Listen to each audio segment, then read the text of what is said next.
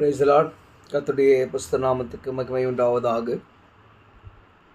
இன்றைய நாள் பொழுதிலே உங்கள் அனைவரும் சந்திப்பதிலே நான் மிகவும் மகிழ்ச்சி கொள்கிறேன். கர்த்தர் உங்களை ஆசீர்வதித்து உங்களையும் உங்கள் குடும்பங்களையும் காக்க கடவர். எனக்கு அருமையானவர்களே, இன்றைய நாளுக்கான இறைவாக்கியம் தாவீதின் சங்கீத பாடல் 33ஆம் அதிகாரம் 22ஆம் வசனத்திலே அதில் தாவீது ராஜா சொல்கிறாரு, கர்த்தாவே, நாங்கள் உம்மை நம்பியிருக்கிறபடியே உமது கிருபை எங்கள் மேல் இருப்பதாக. கர்த்தாவே, நாங்கள் நம்பியிருக்கிறது போல உமது கிருபை எங்கள் மேல் இருப்பதாக. இதில் ரெண்டு விஷயம் இருக்குது. ஒன்று, நம்முடைய விசுவாசம் எந்த அளவுக்கு கர்த்தர் மேல் இருக்கிறது. ரெண்டாவது, அந்த விசுவாசத்தின்படி நமக்கு கர்த்தர் கிரியை செய்வார். ரெண்டு விஷயம் ரொம்ப ரொம்ப இம்பார்ட்டன்ட். நம்முடைய வாழ்க்கையில் எந்த அளவுக்கு நாம் ஆண்டவர் மேல் நம்பிக்கையாய் உறுதியாய் காத்திருக்கிறோமோ அந்த அளவுக்கு கர்த்தர் நம்மை உறுதியாய் நம்பிக்கையோடு நம்ம என்ன பண்ணுவார், நம்முடைய வாழ்க்கையை கடந்து போக கிருபை செய்வார்.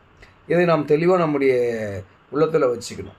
நாம் ஏதோ ஒரு கஷ்டம் வரும்போது, இல்லை நம் கையின் பலன் மிகுதியாகும்போது ஆண்டவரை கூப்பிடுவோம்.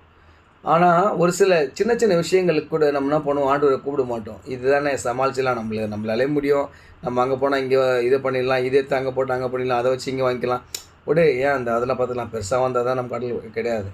நான் நம்பியிருக்கிறபடியே, நான் உண்மை எவ்வளோ உறுதியாய் நம்பியிருக்கிறேனோ அதற்கேற்றாற் போல் நீர் எனக்கு என்ன பண்ணுங்க, எங்கள் மேல் கிருபையாக இருங்க.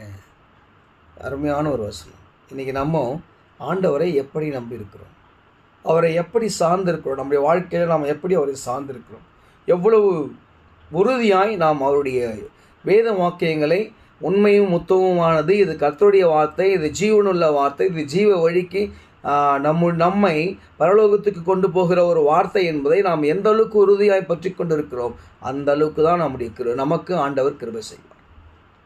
அதில் எந்த ஒரு மாற்று கருத்தும் கிடையாது. ஏன்னா இந்த வேதத்தில் உள்ள வார்த்தைகள் ஒன்றும் ஒழியாது, குறைந்து போவாது. இதில் உள்ள வார்த்தைகளை கூட்டவும் முடியாது, குறைக்கவும் முடியாது. இது இருபுறம் கருத்துள்ள ஒரு பட்டயம். அது கிறிஸ்தவர்களாக இருந்தாலும் இல்லை ஆண்டவரை ஏற்றுக்கொள்ளாத மக்களாக இருந்தாலும். எனக்கு அருமையானவர்களே, நாம் ஆண்டவரை எந்த அளவுக்கு நம்முடைய வாழ்க்கையை நாம் உறுதியாய் பற்றி கொண்டிருக்கிறோமோ அந்த அளவுக்கு அந்த கிருபைக்கு ஏற்றாற் போல் நமக்கு ஆண்டவர் இரக்கங்களையும் அதிசயங்களையும் அற்புதங்களையும் ஆசீர்வாதங்களையும் கொடுக்கிறார் என்பது உண்மை.